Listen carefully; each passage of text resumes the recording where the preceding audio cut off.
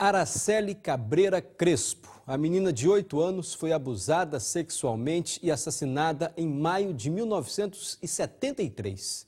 O crime completa hoje 39 anos e a morte de Araceli chocou os capixabas. O caso acabou arquivado pela Justiça e a menina se tornou um símbolo nacional contra a violência infantil. A gente vai relembrar agora essa história numa reportagem que foi feita em 1993, quando o processo foi arquivado. Araceli Cabreira Crespo desapareceu no dia 18 de maio de 1973, depois que saiu da escola São Pedro, na Praia do Suá, às 4h10 da tarde. Ela foi encontrada 6 dias depois. Estava morta e com o corpo em decomposição nesse matagal ao lado do Hospital Infantil, na Praia do Canto. Começava aí o mais misterioso crime já praticado no Espírito Santo. O assassinato de Araceli teve ingredientes que chocaram todo o país.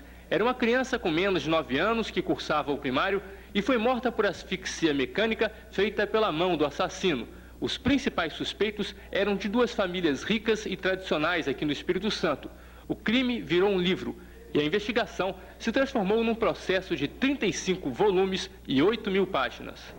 O processo teve idas e voltas. Mais de 300 testemunhas foram ouvidas. Os principais suspeitos apontados pela polícia foram os comerciantes Paulo Constantin Elau, Dante Brito Michelini e o pai dele, Dante Barros Michelini. Eles chegaram a ser presos em 1977. Em 1980 foram condenados. A sentença foi anulada pelo Tribunal de Justiça e o processo passou para o juiz Paulo Copolilo. Ele gastou 5 anos para estudar o processo, escreveu uma sentença de 700 páginas e absolveu os acusados por falta de provas. Dante de Barros Michelini diz que nem conheceu Araceli e que foi vítima de autoridades públicas que se autopromoveram. Aí houve o interesse de pessoas, né, em que não fosse investigado a realidade, aprofundado os depoimentos que já tinha, e sim manter nós na onda, porque assim livrava a responsabilidade de outros prováveis culpados. Aos 20 anos, o caso está para ser arquivado. Não haverá mais punição, nem mesmo que o culpado confesse. Bom, essa reportagem então foi feita há quase 20 anos, quando foi arquivado o caso Araceli. O crime completa 39 anos e o dia da morte de Araceli se transformou no Dia Nacional de Combate à Violência Sexual Infanto-Juvenil. Hoje, a data vai ser lembrada mais uma vez. Álvaro Zanotti é quem tem as informações para a gente. Álvaro. Mário, eu estou aqui com a juíza Janete Pantaleão, ela que é juíza da Infância e Juventude da Serra. E a gente estava conversando aqui antes de entrar no ar a respeito de todos esses casos. É óbvio que a Justiça tem uma dívida com muitas dessas vítimas de violência, né, doutora, que ficaram para trás. Como correr atrás de tentar minimizar esses impactos aí para o futuro? Então, a partir dessas denúncias, dessas violações graves dos direitos, especialmente das crianças e dos adolescentes, os municípios têm formado rede de atenção à criança e adolescente. Lá na Serra nos reunimos mensalmente. Aqueles casos graves são imediatamente encaminhados à delegacia, os agressores ou supostos agressores à justiça. Todos nós nos empenhamos para que esses processos sejam céleres. Hoje um processo que envolve uma violação grave dos direitos da criança, ele não dura mais do que 1 ano. A criança ela é protegida imediatamente, ou o agressor é retirado de sua residência, ou a família ela é acolhida pela comunidade, pela justiça, pela polícia. Enfim, nós temos o Disque 100, as pessoas estão mais conscientes, elas estão denunciando mais, porque elas estão confiantes mais no sistema de justiça. Então, 39 anos depois da Araceli, hoje nós vemos uma outra realidade. Casos como esse talvez não passariam em branco. Com certeza, porque a população consciente e com mais confiança no aparelho judicial, no sistema de justiça, tem dado essa resposta e muitos casos estão sendo evitados e muitos ainda minimizados com a denúncia precoce. Agora, como é que está a estrutura de atendimento a essa criança? Ainda precisa melhorar muito? Por exemplo, polícia.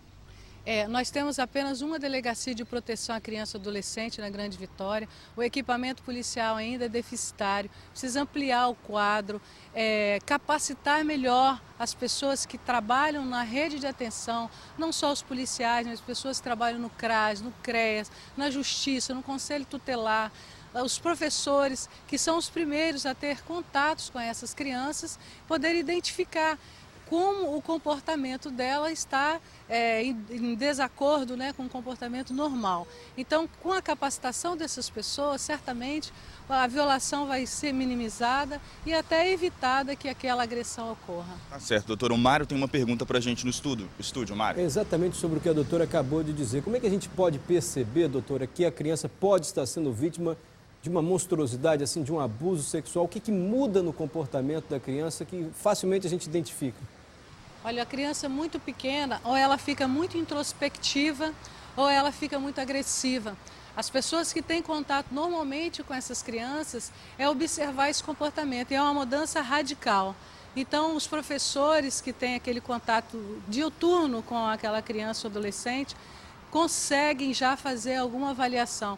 E muitos casos que chegam à justiça é através dessa instituição escolar. A senhora que tem vivência direta com essas crianças, como essas crianças chegam até a senhora? Elas normalmente conseguem falar sobre o ocorrido ou não? Como elas se comportam? Muitas vezes elas se comportam de maneira introspectiva, ficam deprimidas. É muito triste ver uma criança de 2, 3 anos de idade deprimidas em razão dessa violência que é sofrida dentro de casa. De todas as violências que uma criança pode sofrer, a sexual é a pior delas, porque ela deixa marcas e se não for imediatamente socorridas, superadas, isso vai levar para o resto da sua existência. Tá certo, doutora. Para a gente finalizar, hoje vai ser realizado uma série de debates no Tribunal de Justiça a respeito do tema. O que vocês pretendem avançar nesses debates? Então, às 14h30 estaremos no Tribunal de Justiça. Vai ter uma psicanalista que vai falar sobre essa violência, como detectá-la, pessoas ligadas ao cuidados com a vítima, né, a doutora Margarita, do Pavives, psicólogos, assistentes sociais, e vamos levar dados também dessa violência. Alertar donos de hotéis, de motéis, taxistas, de que não sejam contribuintes para que pessoas violem esses direitos, principalmente das crianças. Qualquer um pode participar? Todos, vai ser aberto ao público. Tá certo, doutora, muito obrigado. Bom dia para a senhora. Obrigado pela disposição de mais uma vez comparecer aqui ao Bom Dia para nos dar essas informações. Mário. Álvaro, só para encerrar, a doutora disse que quem quiser denunciar, é o Disque 100, se eu não me engano, ela falou isso. Como é que denuncia, assim? Para onde a gente liga? Qual que é o telefone, doutora? Para quem? Para onde a gente pode ligar? Bom, temos várias opções. O Disque 100 é um telefone público, é um telefone que não tem identificação do seu denunciante. A Polícia Militar, se for emergência, Conselho Tutelar, Justiça, enfim, gente, são muitas áreas de atuações hoje da criança.